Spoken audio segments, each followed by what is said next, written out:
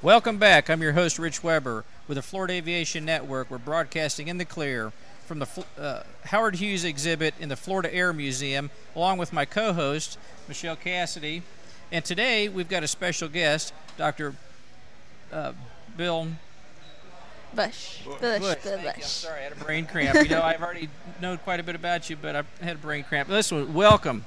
Glad to be here. Thanks for taking your time out for speaking with us and giving us a little bit of, you've got quite a history of your career and what you've been doing even, you know, later in your career that we like to hear about. Tell us a little bit about your career. A little bit about my career, starting as when I was your age or starting when I was his age?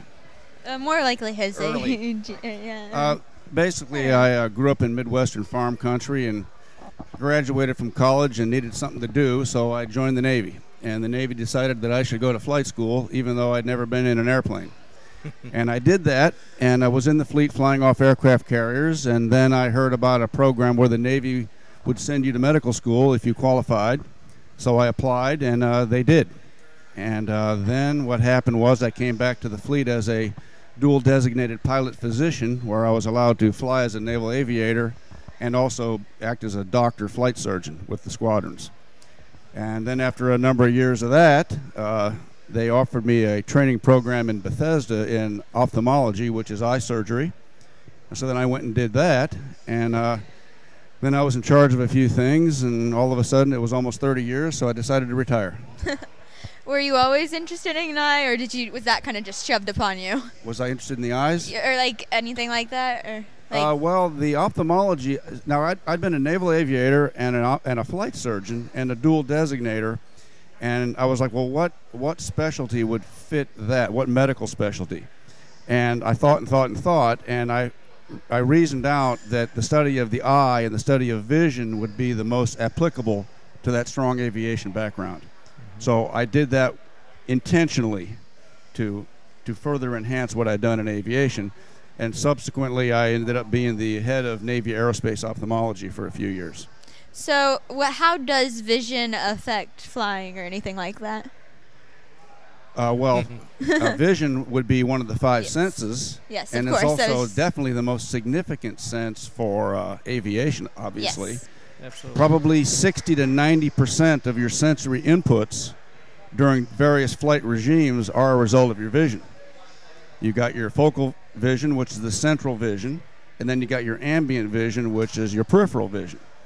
And those are all being used for you to orientate yourself, whether it's in visual flight conditions or instrument flight conditions through your control panel. Interesting. Absolutely. But you know, going back to your Navy days, even you're pretty modest because you actually had quite a nice career and a distinguished career in the Navy. As you know, it was you're flying off the carriers, and then you go to you went to medical school. So there's quite some accomplishment there. Thank you. I'm quite proud of it. I just did Absolutely. it because I had some energy and thought it was a good thing to do. But I'm very proud of being a naval aviator. Yes, and what I understand is then you came back, and then you were also then you were kind of the like a squad leader, is doing the flying part, but then also taking part as a flight surgeon on the ship. So, and quite a few carrier landings, I think I learned about as well, right? Well, I would say in the hundreds, yes. Yeah, that's what I'm saying. I say you're not as many as John Leanhouse. That's that's true. But not as many as that. Yeah. Yeah. Anyway, so let me tell you what I did after I got out of the Navy. Okay. I'd known a man named Lee Lauterbach since the 80s. Nice fellow, great stick, great pilot, P-51 ex-Arnold Palmer's chief pilot, who started a business 25 years ago called Stallion 51, where they give training in the P-51, they give orientation flights in the P-51, and they do air shows and other stuff. And it was such a productive and well-received business. They also had contracts with the military, including Navy Test Pilot School, to train the test pilots in the P-51. Well, I pretty much knew him through most of my career, so we figured that we would want to do something together when I retired from the Navy. So I did, and I came down here in '05 when I retired, and he built a hangar with a big office building complex attached to it, and that's where I put my medical clinic. Right. And that medical clinic, we started out calling it AvMed 51, And we've recently changed the name to AvDoc 51, Aviation Doctor. And then the 51 signifies that it's a subdivision of Stallion 51. Interesting. Right. Okay, so you were first involved with the Navy, right? The Navy, yes. And then you leaded into the orthomology and stuff like that. How did you first come across the Navy? How did I first come across the Yes, Navy? interested. Well, you're not quite old enough to figure this out yet, but when you get to be about a senior in college and you're faced with a lifelong of having to do something, you start looking around. And that just happened to be what I settled on. Just Navy? You just... So I guess this is kind of like you just a first-minute decision, like you decided to do that? I'd never known anybody that was ever in the military. I never knew anybody that was a pilot, and I never knew anybody that was in the Navy specifically. I just needed to have an adventure. And I was 21 years old, and I just graduated with a degree, and I needed an adventure. And the military will give you an adventure, and they will all give you an adventure. And I'd recommend it to anybody. Yes. Excellent. But now, did you have much interest in the medical field when you? How did I guess what my question is then? After you were in the Navy and you were flying, been to flight school, and you're on the ship flying, what kind of sparked your interest in the medical field to go back to medical school? Well, I never really had any lifelong ambitions to be a doctor or a dentist or anything. However, just by happenstance alone, even though I was an average student, I just happened to be a biology major undergrad.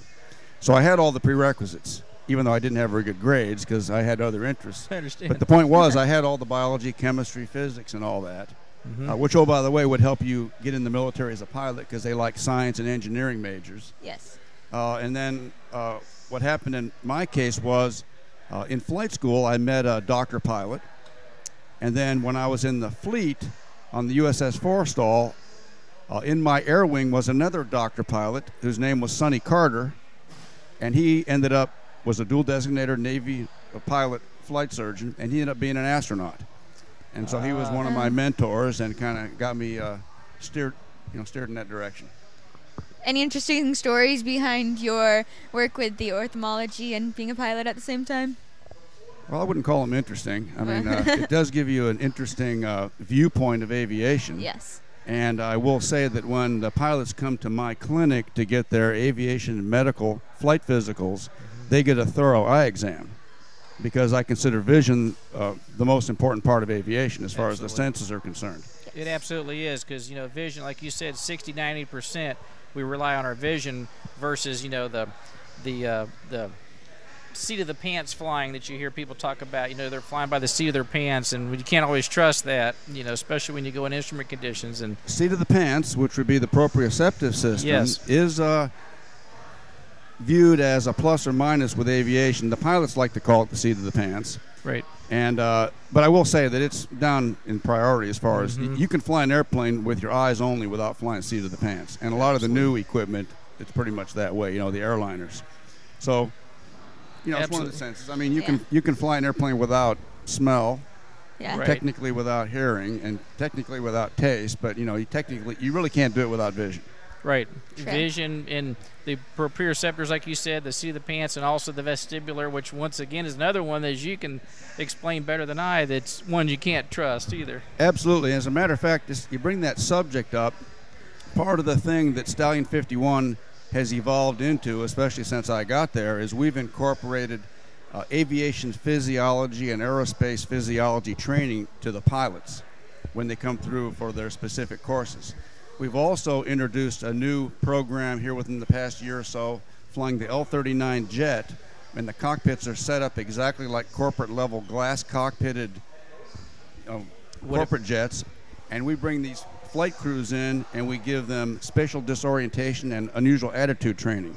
And we start that in the first morning with an entire half day of didactic lectures in everything from aerodynamics to aviation physiology and that sort of stuff. So that's excellent. Yes. It's not something that they can get just anywhere either. That's another subdivision of Stallion 51 called the UAT program. And it's a real course, and we would bring them in, we train them in the classroom and all these different categories, pretty much as a sort of a mirror of what the military and how they train their pilots. And the military has the best training in the world. Yeah. And we've miniaturized that, and we've refined that to give them the same stuff over a shorter period of time. Mm-hmm. What do you hope for the future of Stallion 51, and what do you see in the next, like, 5-10 years? What do I see in the next 5 to 10 years? Yes. I see and I hope and we plan for a extremely safe, mishap-free, highly efficient and informative training programs and process.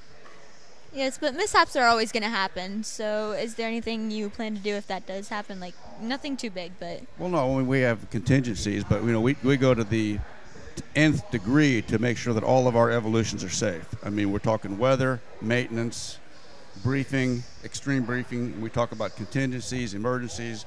I mean, it's carried out at a high level, so everything's discussed. Okay, that's good. Well, and part of the also at Stallion 51 and part of the UAT is that correct? They also have, you can do some spin training. You can come down for not just the P51, but there's some other courses and training available besides that.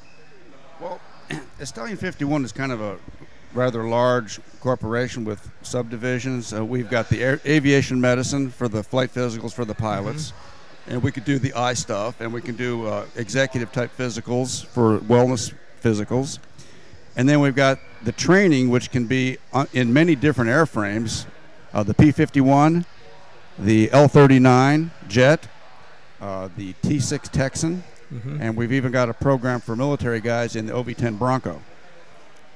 And then we've got classroom training and flight training in all those areas.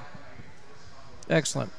Now, you said part of the wellness program. So what pilots can do is they can come down not only just for their typical, class physical, but 1, 2, or 3, but they can also get a wellness physical that was going to, kind of look at more of just like an annual physical, not so much for a flight physical, but to see do they have any kind of cardiological problems, any kind of blockages or any because some physicals they'll give you like an ultrasound and check some of your, your carotid arteries and some of these things.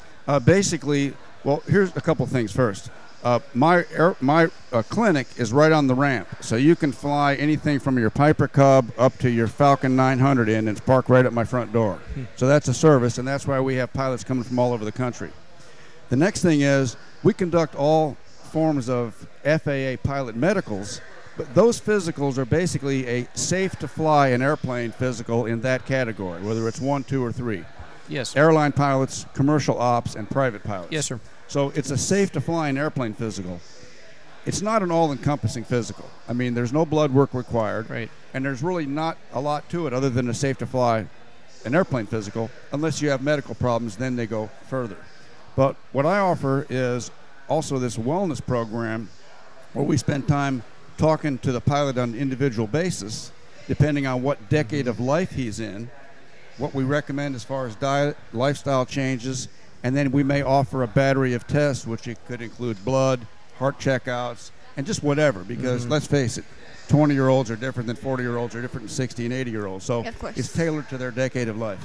That's what I wanted to kind of focus on, because I think that's a great, plus for the business, but also for the pilots that need that, because as we get older, we want to be checked more thorough than we were at 20. We didn't really care about it too much, Absolutely. frankly. And now that you're 29 years old there, Rich, we got some advice for you. Absolutely. Well, that's just a good benefit, another reason to come to Stallion 51, and that's when you said that, I thought, well, I wanted to kind of ask you about that, because I think that there's some of the viewers that want to come down there, that would be another reason for them to come, and I appreciate you kind of talking about that. Well, it's a great place to visit. I mean, Kermit Weeks is down the road, and he's a great friend of Stallion 51's, and he has a real museum, and with flying and everything. He's got an awesome place. But to come to our place for a medical physical, or an eye exam, we have flight ops going on every day. So you're going to get to see these aircraft being operated, sometimes in multiple, formation flights, coming and going in the morning and the afternoon, pretty much 5 days a week, Monday through Friday. So bring cameras,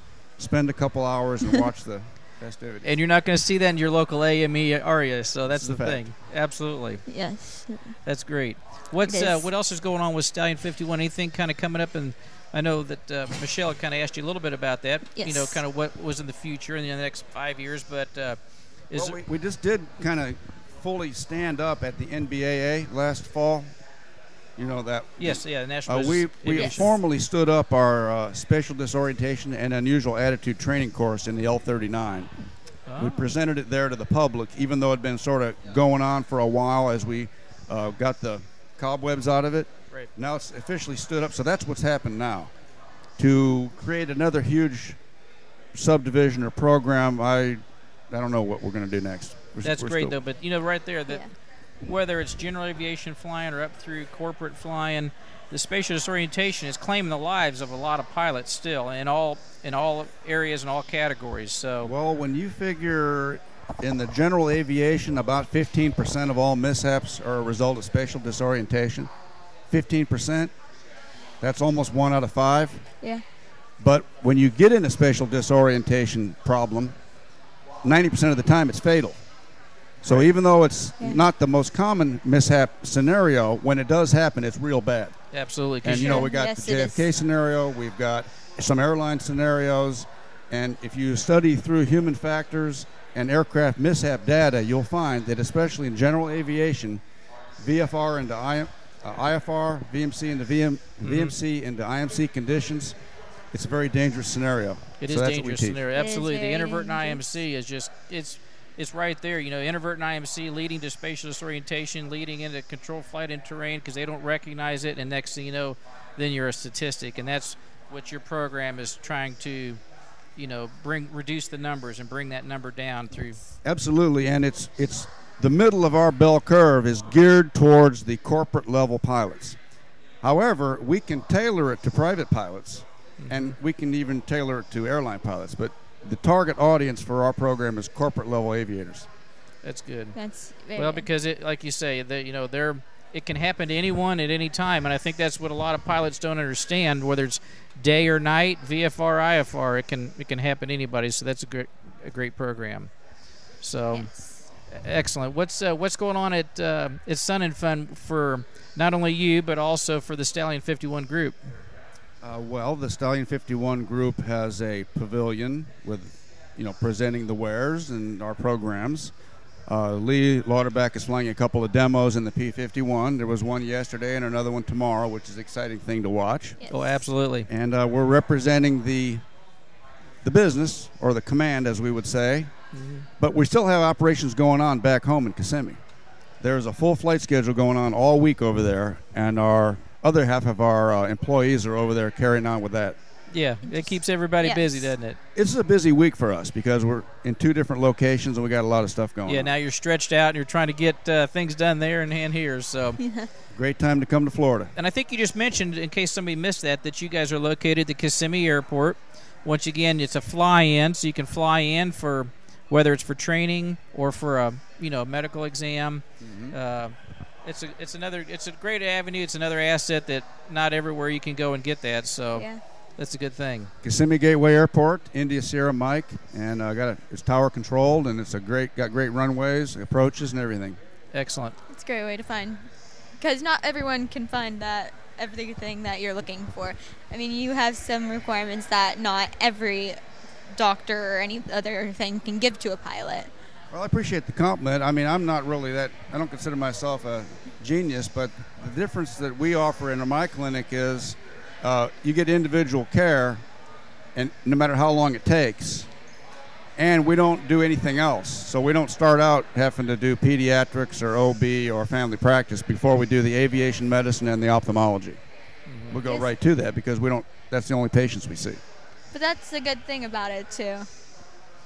Most would know, but some may not know. Yeah. That once again, though, you're a level up. Though you're not just coming to see an optometrist, you're coming to see an ophthalmologist, and that brings itself just even more care, better care, and you have the experience, the credentials to be able to provide better care because there are some, I'm sure you've seen over the years, some pilots come in that they may need, the eye exam is going to show you things that maybe they weren't aware of and maybe wasn't detected through their optometrist. What would you say about that? Well, I'd agree with that. I mean, what it really boils down to is when they come to do their aviation thing, and that's really one of the most routine things you can get a pilot to do is show up for his physical.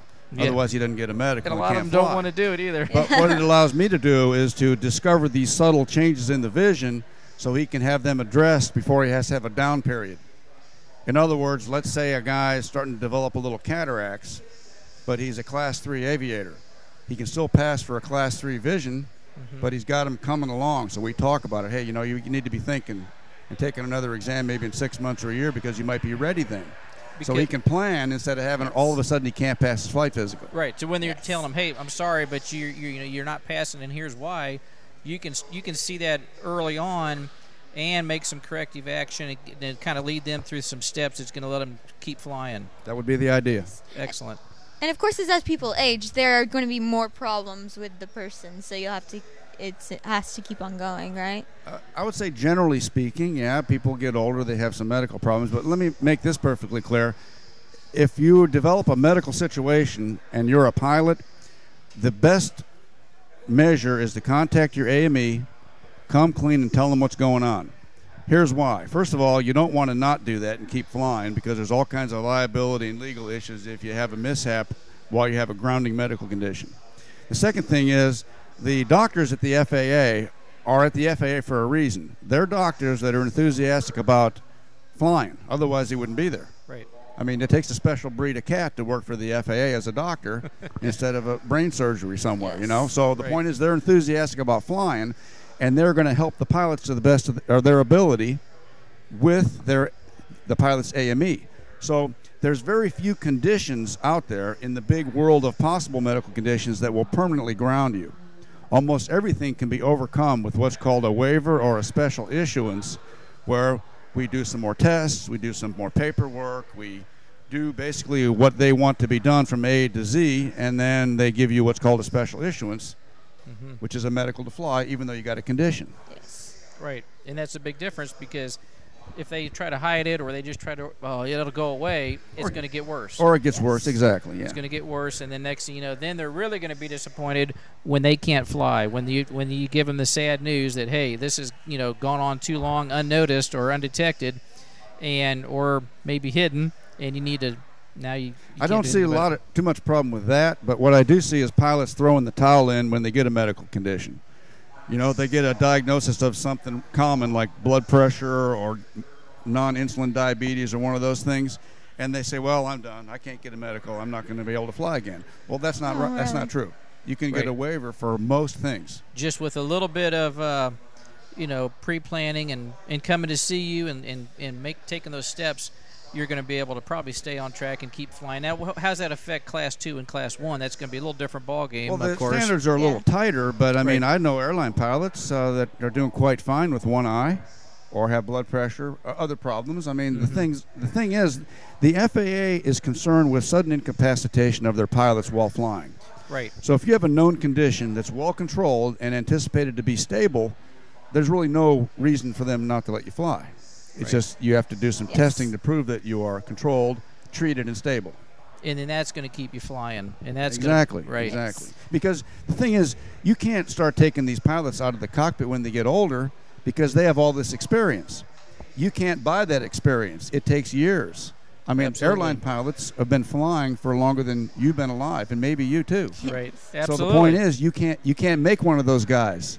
Right. It takes decades to make a 60-year-old senior airline pilot. You want to conserve that asset the best you can. Absolutely. We're not going to just kick them to the curb and then just forget about all the experience and the wealth of knowledge that they bring to the industry. And so we're going to try to help them and protect maybe that health issue and keep absolutely. Because when they're gone, they're gone. Once they're gone, they're gone. Well, we got the 65-year. The airline mandatory retirement was extended a few years ago from 60 to 65. So that's been with some mixed opinions, but the point is that preserved our senior fleet of aviators experience-wise. Yeah, I think that you're right, and I think that it has preserved, but I also think that it's helped the airline industry because I think that, and you can be the one, you're more of an expert on this, but as we've evolved over time, medicine has improved, so there's a lot of things that have improved that keep them flying. Absolutely. Definitely. And that helps a lot. So they've got the surgeries. I mean, obviously, medicine is very advanced right now. So, let me ask you a question. in regards to ophthalmology, I think a lot of the viewers may want to know about this. You know, we had LASIK surgery. Now we're going to we had the radial keratotomy, you know, the RK, and now LASIK. What is it? Is that a limiting thing? So people say, oh, do I want to get LASIK? Is that going to keep me from flying, or is that going to put me down? As a matter of fact, the refractive surgeries are not a reason to not fly by FAA standards.